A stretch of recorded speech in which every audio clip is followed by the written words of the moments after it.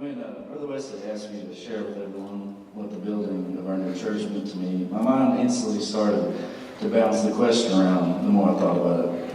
This building process to me has done nothing but push us into a positive direction as a church. When we first decided to build a new church, you could see the excitement buzz throughout us. Everyone seeing the vision we had for our future and it put that excitement amongst us.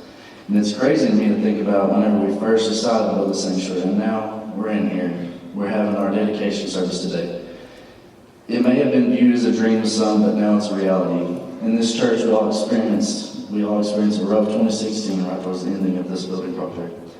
It was a big enough blow to set us back for a time, and I don't know about everyone else, but in the midst of this struggle, I seen this church pull together, and I seen all of us grab each other by the hand and work so hard to make sure the sanctuary was ready and that we could be used as soon as possible. And we got it ready as well before schedule. Through the prayer, and the strength that God gave us, we used this building to be there for each other, and we used it to come together.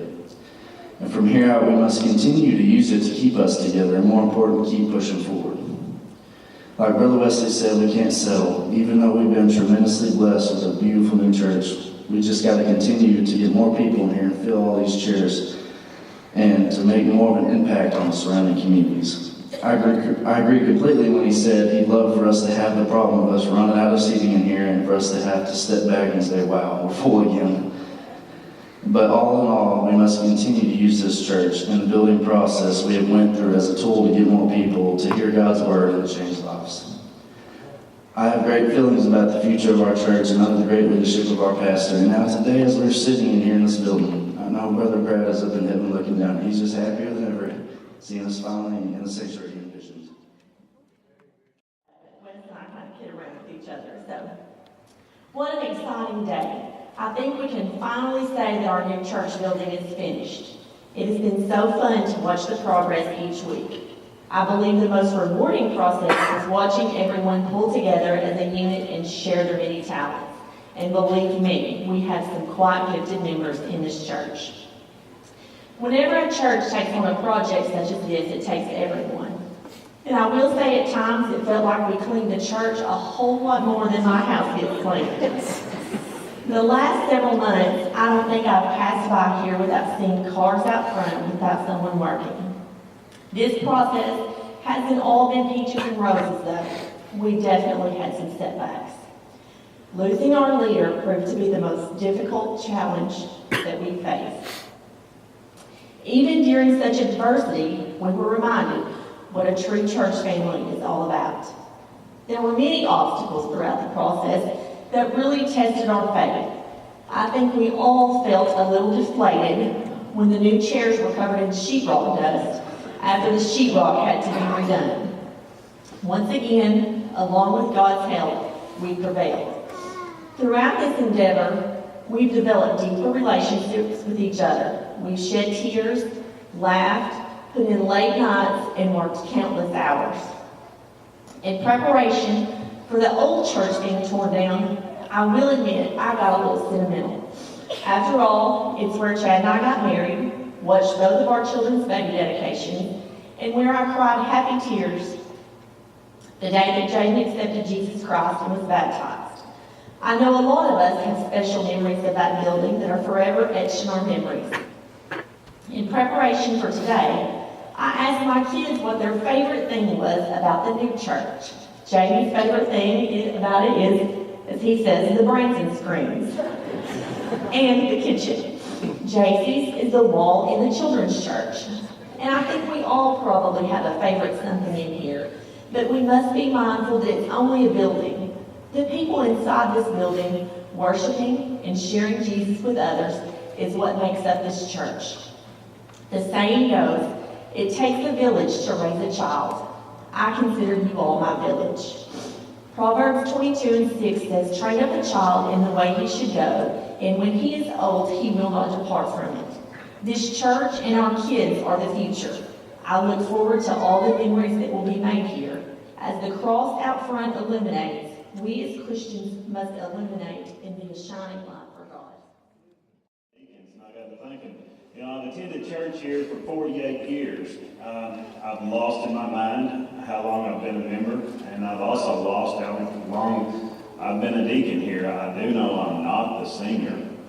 And our great spokesman ran to Germany, so he could not be here. Really thought this would be the time for Brother Andy to be here, but you know, we're not always going to be here, or the things are not always going to work out. The job of the deacon is my group of deacons, and I did not ask them, but I know how we think, I know how we operate. It's to support the pastor. It's to take care of the widower. Aggravating as Pat Sharp is, but still our responsibility. It's to oversee the building and make sure there's a facility for the church. It's to make sure the finances are there.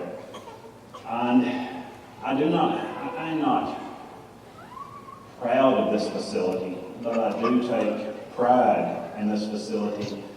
And as the deacons, we can think that this will be a facility that when we're gone, when members of this congregation now that are here have left this life, will be for future generations, as Independence has been such a church that's been here for many, many years.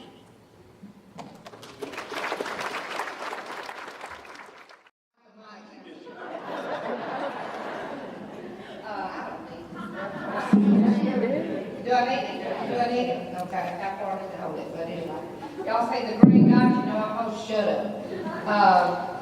I can't tell about I can't start from when we joined this church. I've got to start further back. Because there's someone that's made this church what it is, and it's Brother Herbert and Herb. When we moved here in 1987, we visited this church. This is the year, I guess, I don't know. But the timing wasn't right for us then. And so we went on to another church, stayed there 14 or 15 years. But then we had to make another change. And Brother Herbert, everywhere I would see him, he'd say, why on earth do y'all pass this good church and go somewhere else?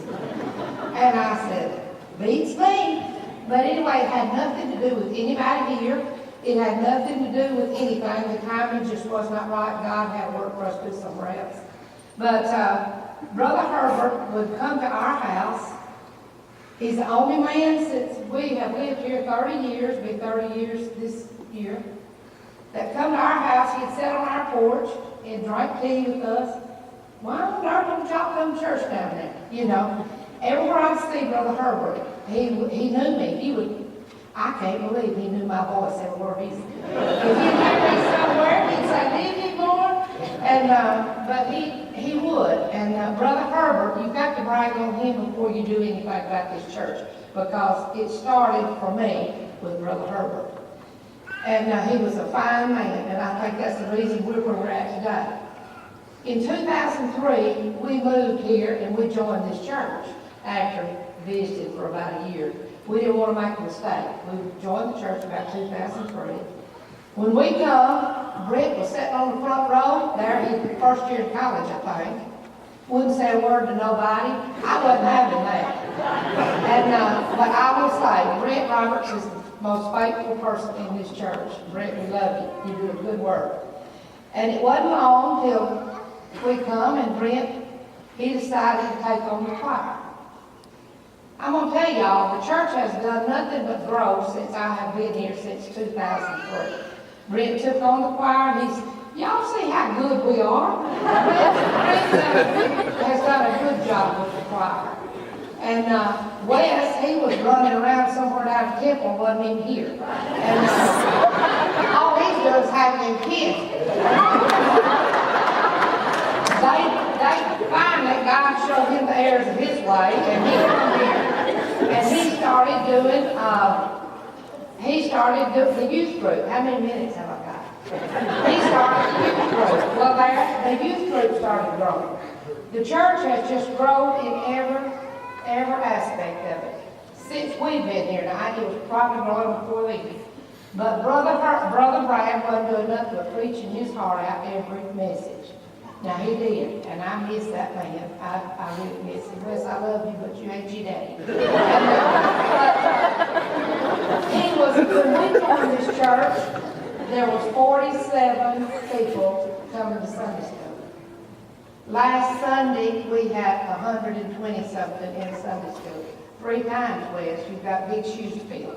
We tripled in size in Sunday school. Now, this has been since 2003. I've never seen a lull in this church where we wasn't growing. God began to send us new members back then. We just continually grow a little bit, And then, Westham, finally, they decided to come down here when Maddie was just a baby. God convicted their heart. Maddie was a baby. I sat right behind her. She was the cutest little thing you ever seen. Curly hair just everywhere. But Wes come in, they took over the youth group. The youth group grew. And this family has been an asset to this church because they've all worked. And Debbie, you have too. You're not in the limelight like them, but y'all may have worked in this church. But what I see for this church is, I want to tell something else first. Just your notes for today. What I see for this church is that we continue to grow as we have been growing. I was going to say something and now I've lost my train of thought. But anyway, no, what I was going to say, when we first joined, me and Melvin waited until we didn't even have this new life center we've got out here now. They were in the process of praying about the life center. And when me and Melvin come that day, they said, we're going to pray for 3 months about the life center before we don't mention it. Don't even talk about it. We're going to pray about it for 3 months before we ever bring it up to the church. The church has built the life center. We rocked on. Hey, folks, we paid it off early. God has blessed us there. Brother Brad still preaching. He never let up. He didn't let up on us either. But then they started, after we got that done, we started thinking about a new building. We knew we were growing leaps and bounds, and we were going to have to build a new building. We started praying about that. That's been, 5 years ago? We started talking about the building. But here it is, folks. It's come to pass. It's come to pass. And they want to know what I want for the future, what I'm expecting out of this church for the future. It's for us to go right on out through that wall where we're going. In 10 years from now, must be talking about building a new building. Hey, it looks like there's 500 here today. We should have built this bigger to begin with. You're standing up here, it sure looks like it's 500. But I see for the future of this church, everywhere it's supposed to go, up or down or whatever, that we're going to have more room. And the next time I'm here 13 more years, I'm going to see us having to build another building because we're going to overflow this one. I don't know what y'all see, but that's exactly what I see. If we stay together, and I want to welcome all of our visitors back. I got a chance to look right here. There is visitors sitting everywhere. If you're looking for a church home, you ain't going to find one better. And West Bend, we had a backset. Brother Brad passed away. We just devastated us. But God had a plan. We had remembered him the day we buried him. We cried that morning. We celebrated that night. This church called us to be our pastor. He's going to do a fine job. When we get to work him over a little while, when he retires, we hope that he has to leave the same legacy.